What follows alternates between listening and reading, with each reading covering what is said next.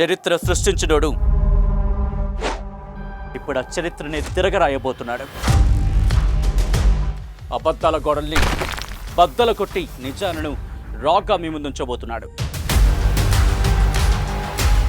నిజమైన వార్తల కోసం వెంటనే డౌన్లోడ్ చేసుకోండి రా యాప్ని.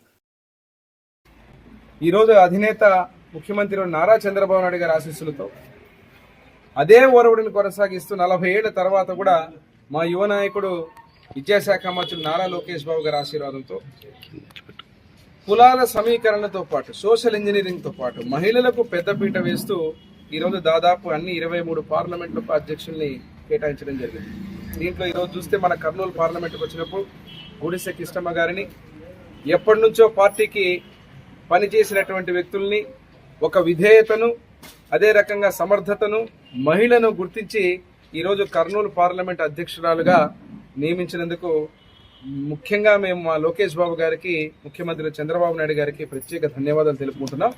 దీంట్లో ఇక్కడ ఒక వాల్మీకి సామాజిక వర్గం, అదేవిధంగా మహిళ, అదే రకంగా అనుభవం ఉన్నటువంటి, పార్టీతో అనుబంధం ఉన్నటువంటి వ్యక్తిగా ఈరోజు అధ్యక్షురాలుగా ఉన్నటువంటి వారు రానున్న రోజుల్లో పార్టీ బలోపేతానికి ఈ యొక్క జిల్లాలో ఉన్నటువంటి 7 నియోజకవర్గాలు, అదే రకంగా పార్లమెంటు 7 నియోజకవర్గాలను కూడా పార్టీని, అదే రకంగా ఆ నియోజకవర్గాన్ని అనుసంధానం చేసుకుంటూ బ్రహ్మాండంగా పార్టీని పటిష్టపరిచే విధంగా కార్యక్రమాల్లో ముందుంటారని ఆశిస్తూ మరొక్కసారి వారికి శుభాకాంక్షలు తెలియజేస్తూ, ఏదైతే అధినేత ముఖ్యమంత్రి వర్యులు నారా చంద్రబాబు నాయుడు గారు ఏదైతే ఆశించి, లోకేష్ బాబు గారు ఆశించి ఈ యొక్క అధ్యక్షురాలు పదవి వారికి అప్పజెప్పిన దాన్ని తూచా తప్పకుండా వారు సమర్థతతో నిర్వర్తిస్తారని తెలియజేస్తూ మరొక్కసారి వారి శుభాకాంక్షలు చెప్తూ సెలవు. మరిన్ని వీడియోస్ కోసం ఛానల్ ని సబ్స్క్రైబ్ చేయండి. లేటెస్ట్ అప్డేట్స్ కోసం వాట్సాప్ ఛానల్ ని ఫాలో చేయండి.